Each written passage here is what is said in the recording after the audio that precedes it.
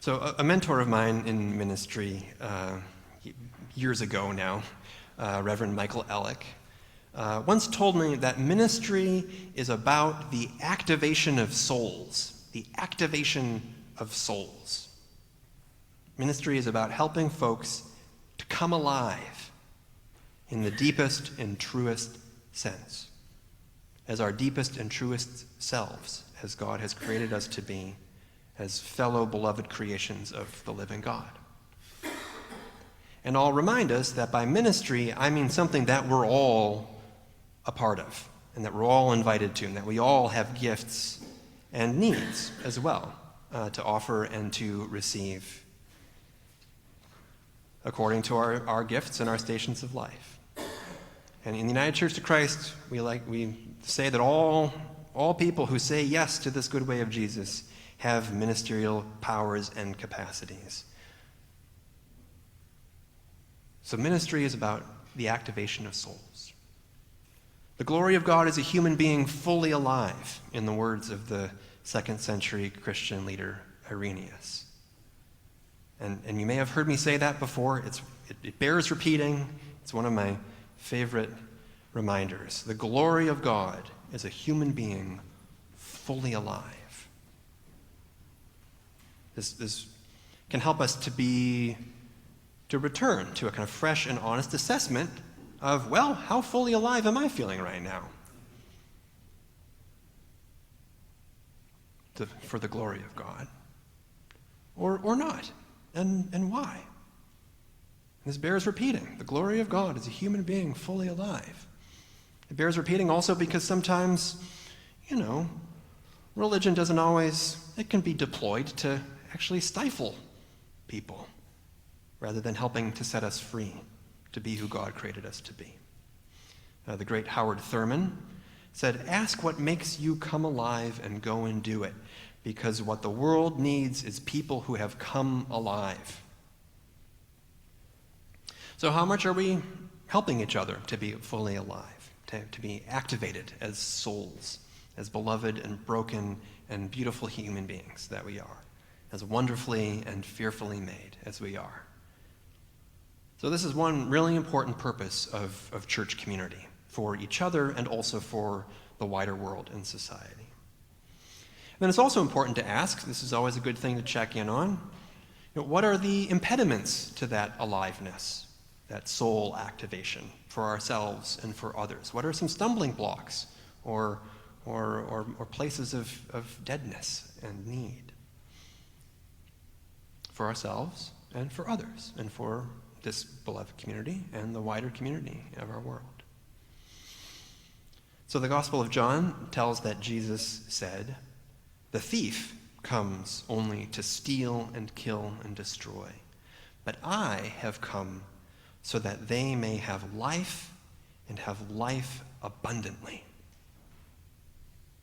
So what are the forces in our world or in our society or in ourselves that can steal and destroy and rob life and life abundant?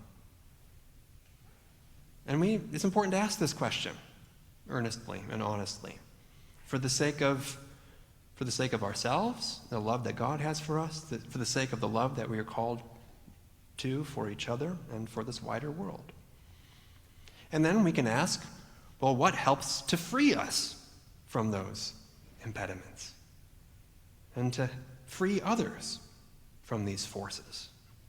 What helps us to liberate and activate souls for our true and good purpose? And the answer to all of these is a profound way into contemplating and experiencing the reality of the living God.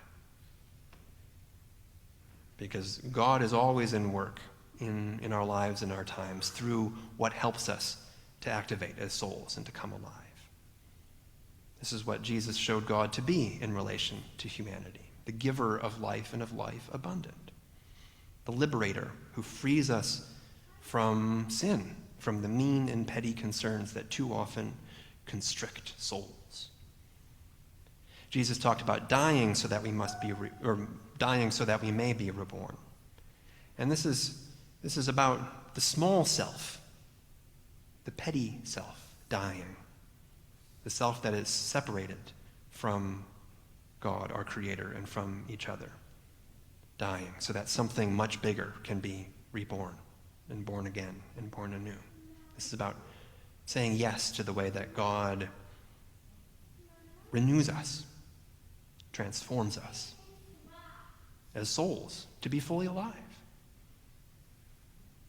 So this is the work of love, helping each other out to let God activate our souls, supporting each other to become more fully alive, striving for a society and a world that supports souls in coming alive. Whoever we are, and wherever we are in life's journey, in whatever situation or stage of life we may find ourselves. So I've been reflecting lately on the idea that one of the rights with which our Creator has endowed humanity is the right to the pursuit of happiness. That doesn't get a whole lot of press. And what a life-giving insight this is, or idea this is. And also what a challenge to try to live and to organize society in ways that honor and support everyone's right to the opportunity for a full and fulfilling and happy life. And happiness here, I should note, does not mean just fleeting pleasures, but something deeper, more like fulfillment. So history and present reality, this is a beautiful vision, right? But also, history and reality can show just how rare and inconsistent we can be in this, for people to live together in ways that really honor everyone's right to pursue fulfilling lives. Because this isn't happening so well when people are forced into desperate circumstances. This isn't happening so well when people are fearing for lives and livelihoods. This isn't happening so well when people must hide or feel like they have to hide who they truly are. And on and on and on, right? Now, this isn't to say that people can't live full and fulfilling lives through hardship, and clearly faith is a path through that.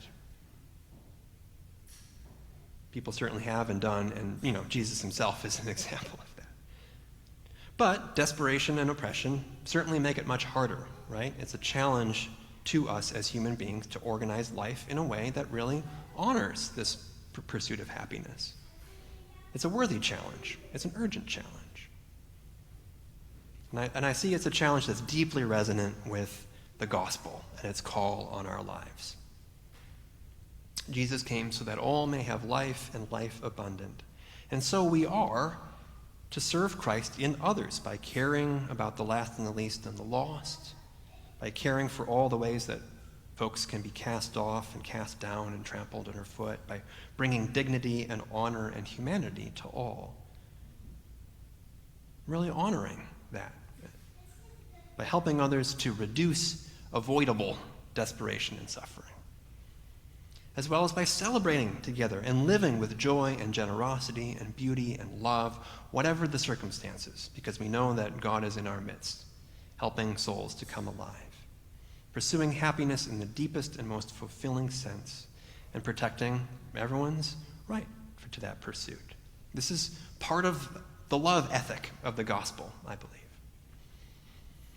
So, social scientists have researched what factors contribute to folks' sense of happiness and well-being, or lack thereof. And this is the kind of science where it's like, well, thanks, this is what wise people have said all along. But there's been really interesting exploration, especially about, why are there some big differences between societies and nations when it comes to people's reported happiness or sense of fulfillment in life?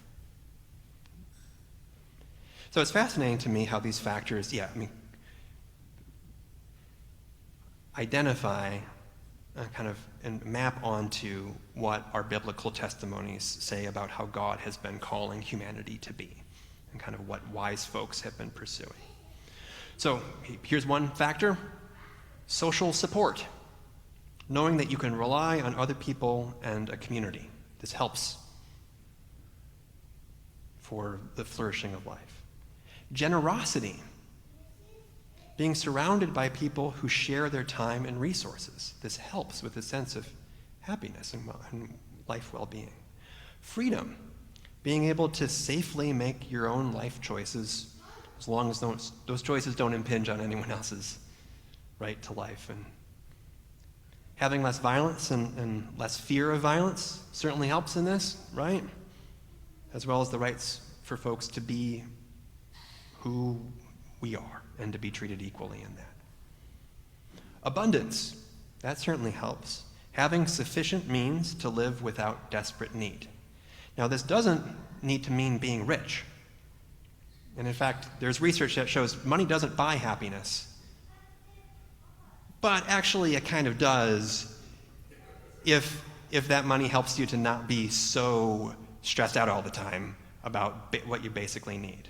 But past that enoughness, up to enoughness, money does buy happiness. But past that, there's no correlation at all. All right? Access to health care certainly helps out. Having support and being able to live healthy and long lives. Absence of corruption helps out. Having trust in public institutions and businesses and organizations. This is all according to the World Happiness Report.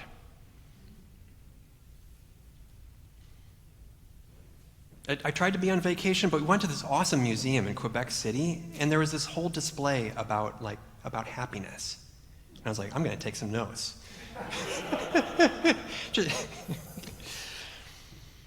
So, considering all these factors, you can see why our country, despite being the wealthiest, is not among the happiest. It's not close to being among the unhappiest, to be fair. But there are some of these factors we can help to name and identify some challenges that we have. And this also, I think, can help us to see that what we strive to do here at our church really matters. It's really important, right? How we believe God is calling us to be is really for the sake of the well-being of each other and our wider community. So these are trying times in our society.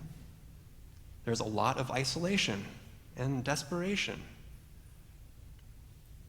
There's corruption and mistrust and on and on and on. And yet that's not the whole picture. The antidote is always at hand, thank God.